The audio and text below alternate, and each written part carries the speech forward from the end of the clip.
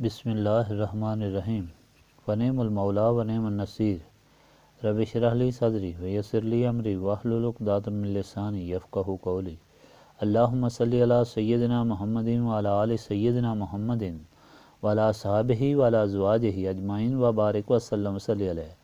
الحمدللہ، اللہ تعالیٰ جل جلالہ کا لاکھ لاکھ شکر ہے کہ مالک الملک نے آج پھر ہمیں اپنی رضا کے لیے اپنی یاد میں محبت میں یہاں جمع ہونے کی توفیق اور موقع عطا فرمایا۔ لاکھوں اور کروڑوں درود اور سلام سرور انبیاء حبیب خدا حضرت محمد مصطفیٰ صلی اللہ علیہ وآلہ وسلم پر، جن کے طفیل یہ کرم ہوا۔ سامعین کرام، اللہ تعالیٰ نے قرآن پاک میں ارشاد فرمایا ہے وَلَمَّا سَقَطَ عَن مُوسَى الْغَضَبُ أَخَذَ الْأَلْوَاحَ وَفِي نُسْخَتِهَا هُدًى وَرَحْمَةً لِّلَّذِينَ هُمْ لِرَبِّهِمْ يَرْهَبُونَ۔ اور جب موسیٰ علیہ السلام سے غصہ دور ہوا تو تختیاں اٹھا لیں اور اس میں لکھی تھی ہدایت اور رحمت ان لوگوں کے لیے جو اپنے رب سے ڈرنے والے ہیں۔ سامعین کلام، حدیث شریف میں آیا ہے کہ موسیٰ علیہ السلام نے تختی میں عرض کی، اے میرے پروردگار، میں اس میں ایک امت کا ذکر دیکھتا ہوں کہ وہ بہترین امت ہوگی اور نیکی کا حکم دیں گے اور برائی سے منع کریں گے، ان کو میری امت کر دے۔ فرمایا یہ امت احمد صلی اللہ علیہ وآلہ وسلم ہے۔ پھر عرض کی کہ میں اس میں دیکھتا ہوں ایک امت جو سب سے بعد میں آئے گی مگر سب سے پہلے جنت میں داخل ہوگی، ان کو میری امت کر دے۔ فرمایا یہ امت احمد صلی اللہ علیہ وآلہ وسلم ہے۔ پھر عرض کی کہ میں ایک امت دیکھتا ہوں جن کی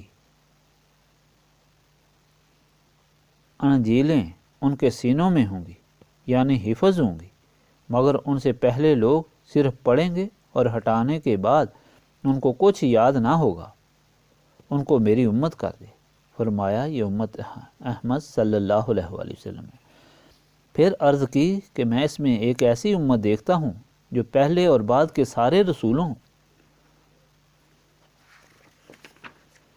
رسولوں پر ایمان لائیں گے، کفار سے جہاد کریں گے، کانے دجال سے جہاد کریں گے، ان کو میری امت کر دے۔ فرمایا یہ امت احمد صلی اللہ علیہ وآلہ وسلم ہے۔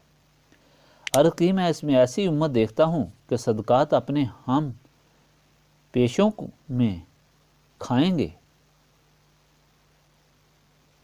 اور اس پر ثواب پائیں گے، یعنی غربا و فقراء کو دے کر ثواب حاصل کریں گے، حالانکہ ان سے پہلے آسمان سے آگ آ کر جلاتی تھی مقبولیت کے لیے، اور جہاں جو نا قبول ہو وہ یوں ہی سڑتی رہی۔ اس امت کو میری امت کر دے۔ فرمایا یہ امت احمد صلی اللہ علیہ وآلہ وسلم ہے۔ عرض کی کہ میں اس میں دیکھتا ہوں ایسی امت کہ جب ان میں سے کوئی نیکی کا ارادہ کرے گا اور نہ کر سکے تو بھی اسے ایک نیکی کا ثواب ملے گا، اور کرے گا تو اسے 700 نیکیوں کا ثواب ملے گا۔ اس کو میری امت کر دے۔ حکم ہوگا یہ تو امت احمد ہے۔ پھر عرض کریں گے کہ میں دیکھتا ہوں کہ ان میں شفاعت کرنے والے ہوں گے، اور وہ جن کی شفاعت کریں گے وہ بخشے جائیں گے، ان کو میری امت کر دے۔ فرمایا یہ امت احمد صلی اللہ علیہ وآلہ وسلم ہے۔ تو پھر موسیٰ علیہ السلام نے عرض کی کہ باری تعالیٰ پھر مجھے حضرت احمد صلی اللہ علیہ وآلہ وسلم کا امتی کر دے۔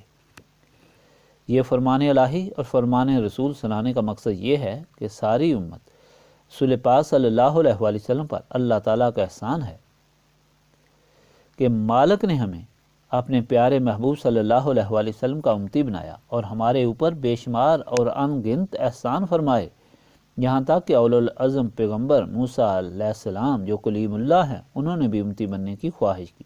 پھر کتنی بد نصیبی ہے کہ اتنے احسان کا بدلہ ہم یہ کریں کہ پہلے تو اس پاک ذات کی شان کے خلاف دن رات بولیں اور سوچیں کہ جس کے طفیل مالک نے ساری مہربانیاں عطا فرمائی ہیں ان میں یہ کمی تھی یا یہ کمی تھی، نعوذ باللہ من ذالک، اور دوسرا یہ بدبختی کہ اپنے مال کا محاسبہ نہ کریں کہ جس مالک نے احسان فرمایا کیا اس کے حکم کی تعمیل بھی کرتے ہیں یا نہیں، دن رات اس کی اور اس کے رسول صلی اللہ علیہ وآلہ وسلم کی اطاعت میں گزارتے ہیں یا قوم عدولی اور غفلت میں۔ یہ ہرگز نہیں سوچا جاتا کہ کیوں اس سے غفلت برتی جاتی ہے، صرف اس لیے کہ دل و دماغ شیطانی اور نفسانی خواہشات کی وجہ سے زنگ آلود ہیں، اور اچھائی اور برائی کا مادہ ہی ختم ہو گیا ہے، جس کا علاج صرف یاد الہی ہے جو اس زنگ کو دور کر کے دل و دماغ نور علی نور کر سکتی ہے، جس کی بدولت نیکی سے محبت اور برائی سے نفرت پیدا ہوتی ہے، اور یہی اس محفل کی غرض و غایت ہے، جس کو دماغ میں رکھ کر اس محفل میں شریک ہوں۔ اب شروع کریں۔ بسم اللہ الرحمن الرحیم۔